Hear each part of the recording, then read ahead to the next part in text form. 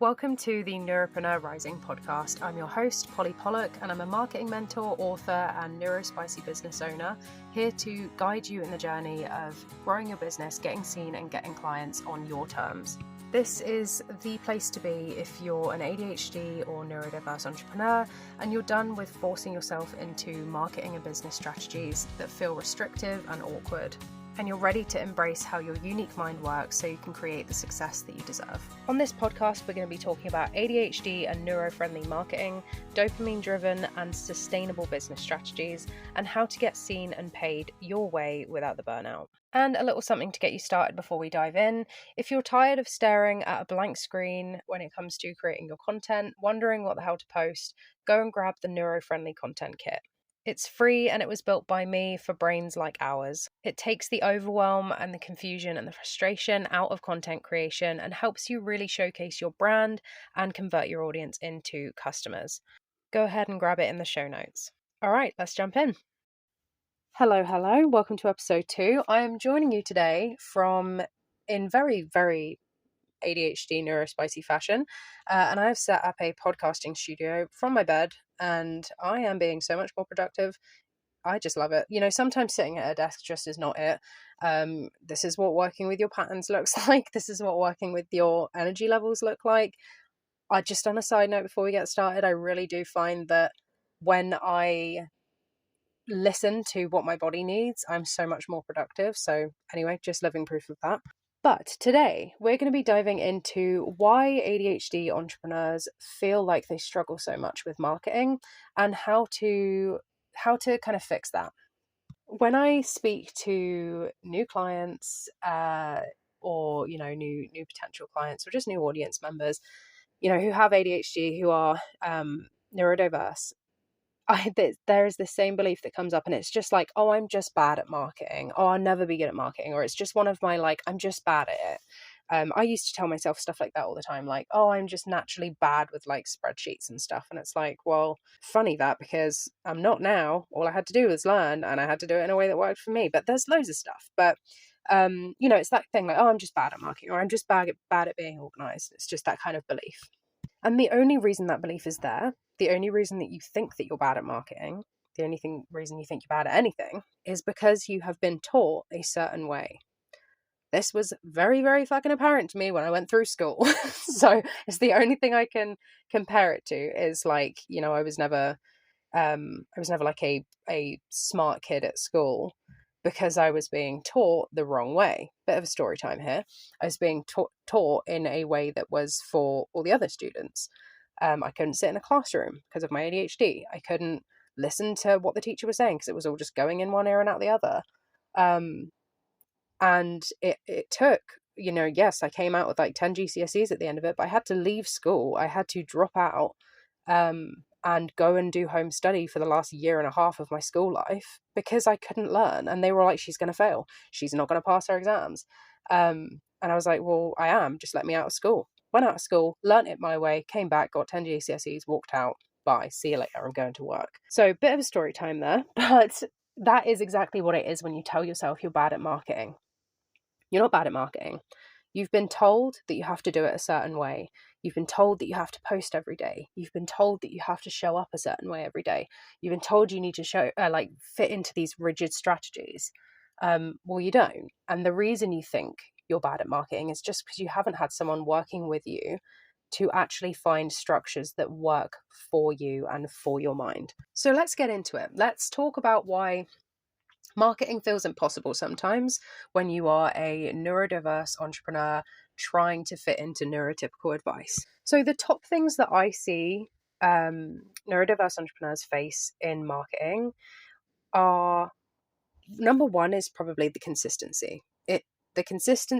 Remembering, I feel like neurodiverse entrepreneurs, especially ADHD, we're very good at laying plans out. But then it's following the plans, and it's like, damn, I hyper-focused and made all this shit, and now I can't follow it. I feel like that's really common. It's even common with me, not, with other things, more like the back-end admin tasks. I'm so good at laying out the plans, and then I'm like, oh shit, I'll dig that up like next week. I'm like, oh, I never followed that. It's just unfortunately how our brain works sometimes. But when it's something like marketing that you struggle with, it's not like a back end task that maybe matters, maybe it doesn't, maybe it's just busy work. With marketing, that's your main driver of whether you're going to get clients into your business or not. So if you're trying to make yourself consistent and be consistent in things that that there's no chance that you're going to enjoy or follow, that's your whole marketing gone out the window. And I think that's a link that people don't always see, is that, oh shit, that's actually why I'm not getting clients, is because I'm unable to follow the plans that have been laid out for me because they're neurotypical. You know what I mean?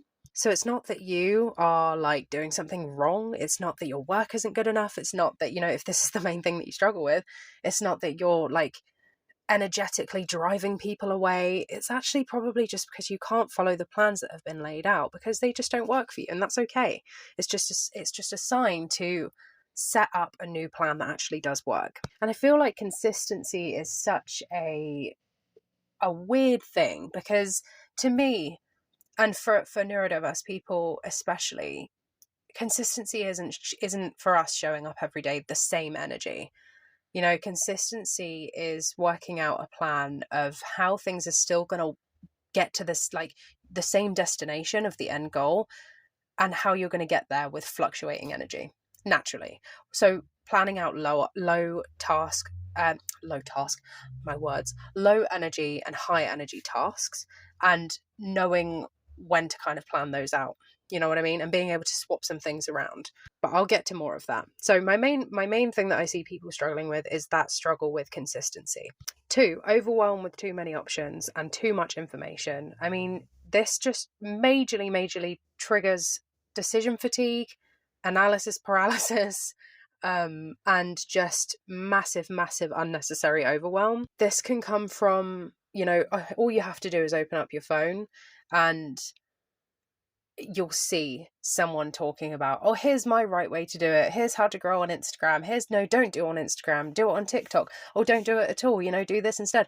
I mean, Jesus, I recently started a second Instagram account for Neuropreneur Rising. And I mean, geez, I saw everything because my algorithm on my other account was pretty trained to what I wanted to see. Now it was a new account, and the first thing I see as a new account, and I didn't post anything, was business stuff. Here's how to grow on Instagram. Here's how to do this. Here's how to get clients. I'm going to get you clients in 2 days. So much shit. And I was just like, whoa. And I was like, this is what I used to see. And this is what my clients are seeing when they come to work with me. And this is why they're so bloody overwhelmed. So information overload is really the second main point. And I think it just sends someone with ADHD into a complete avoidance, because it's like, what, that's way too much.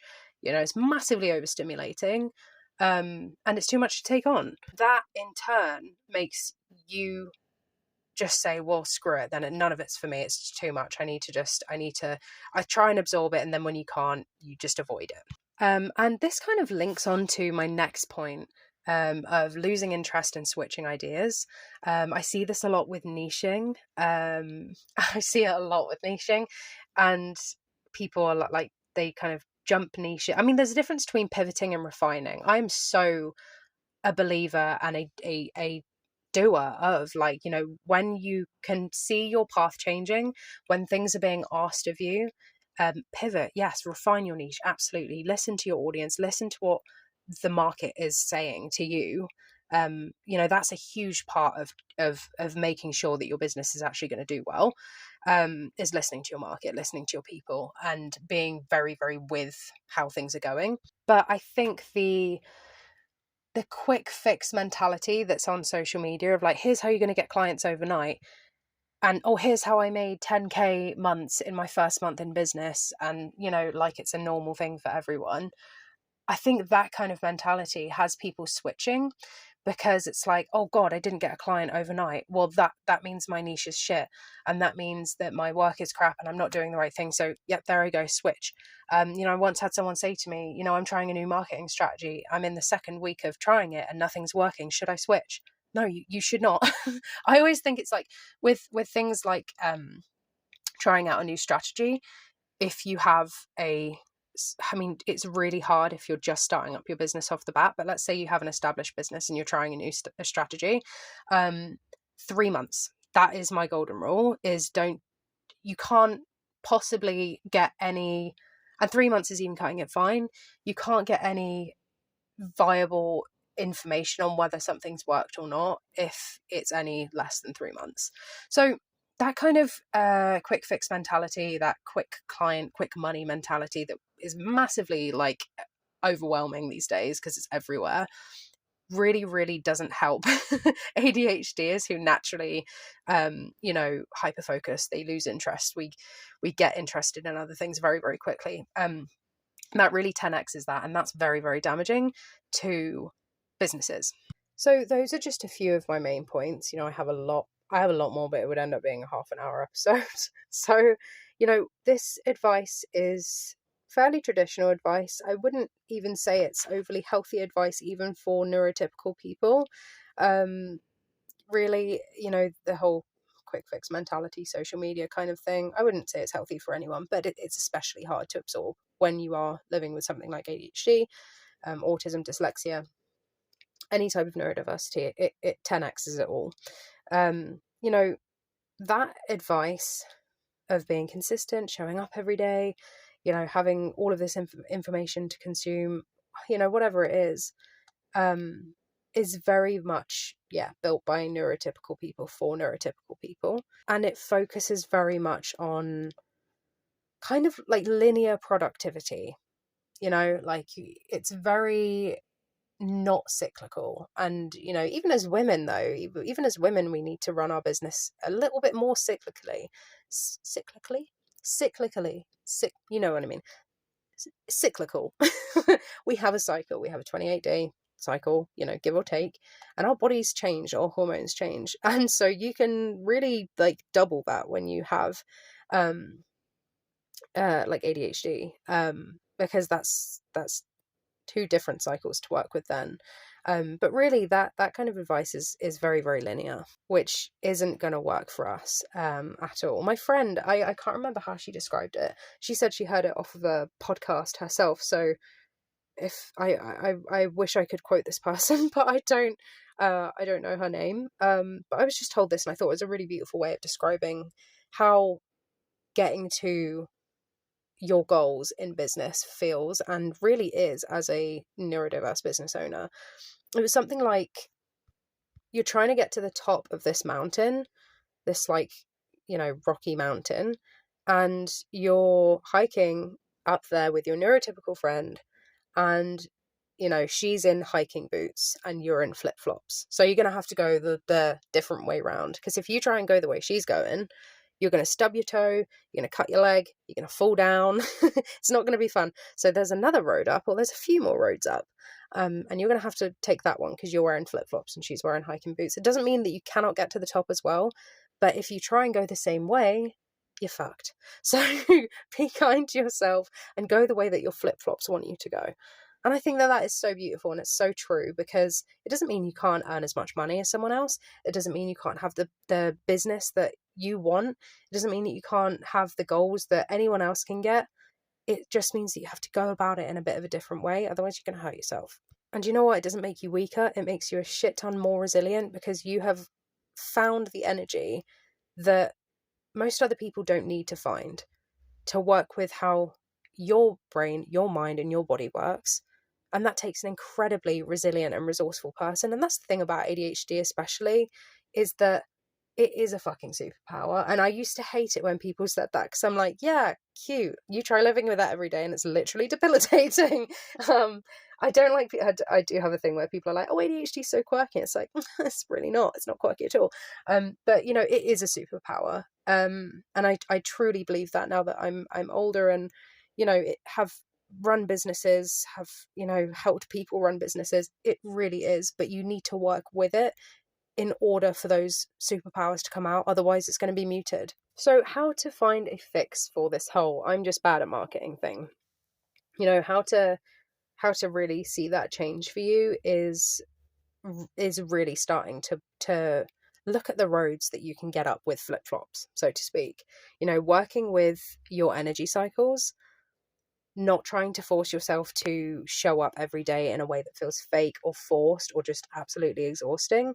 Being very real with, okay, today I have this capacity. Sometimes that can't be helped when you got a day of client calls or whatever. Sometimes you do got to push through it.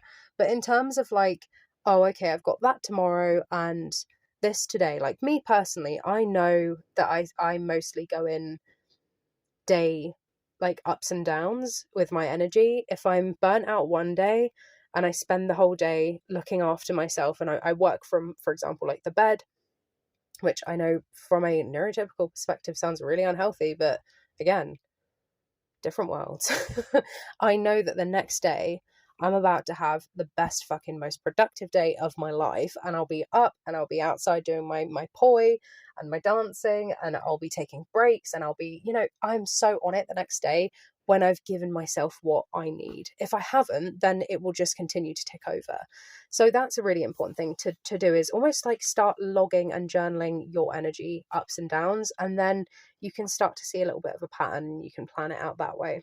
Second is creating sustainable systems with your marketing that act as a basis, so that you don't have to feel like, oh, I didn't make a piece of content today, my whole business is going to fall apart. Again, the modern, what am I trying to say, the words here these days, the marketing advice that you see is like, oh, just post on socials 1 to 2 times a day and that's enough to build a sustainable business. No, it's not. I'm really sorry, it's not sustainable, because Jesus, if you built your whole thing on social media and your social media account got taken down, which is a very real risk, what then? So, building out things on the back end, getting seen and getting visible on the back end, and getting people on your email list is key. Nurturing your email list like it is the most important thing you can do.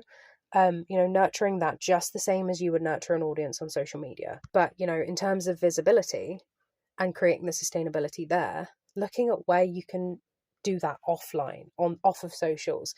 Where can you apply for events? Just guest speak on podcasts. Where can you do a collaboration with someone? That is a different type of hard work than feeling completely beholden and bound to social media every single day. I'm not saying don't use social media. I'm not saying don't create content. Of course, create content. Of course, you use socials to build your brand. But don't make it your only thing, because it will exhaust you. And finally, letting go of shame.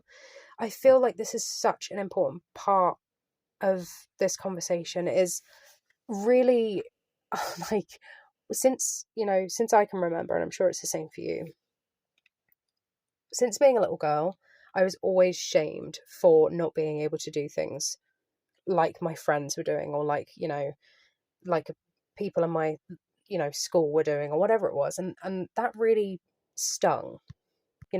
I can remember that my whole life is, you can't do things your own way. You have to try and force yourself to do things someone else's way. And that has been the repeating theme in probably every ADHDer's life. ADHD, autism, dyslexia, it's any neurodiverse person's life. It's probably been that repeating theme. And so when you run a business, that theme is going to play out again. So there's an element of inner work to be done here about letting go of the shame of your natural inconsistency. And inconsistency is not really a bad thing. I'm talking about not even inconsistency. It's not inconsistency. It's the wrong word to use. Energy levels. Letting go of feeling ashamed that you have to work differently and you have to listen to yourself more and you have to make adjustments, because it's not shameful. It just means that you are 100% running your show, and that's actually a good thing. But kind of flipping the script a little bit and start working with your natural flow as a result. So that is it from me today. I hope that this has been something that you can really, really relate to. A lot of the time when I talk about this with like new clients and stuff, they're so baffled, because they're like, oh, I really thought I was the only one struggling with this. I thought I was the only one when I first put my spiritual business online back in the day. And it sucks when you think you're the only one. So if you're also thinking, oh my God, I'm not the only one, like, yeah, you're definitely not. There is so many business owners out there struggling with these things. But this is how we replace that struggle with making your business exactly the way you want it by putting these things that you need in place. As always, I love to talk, as you probably have heard. I love to talk. So please DM me just any thoughts on this. If you want to share a struggle, what has been your biggest struggle with marketing and getting seen and getting clients, DM me at Neuropreneur Rising. I would love to chat. I would love to hear how you resonated with this episode.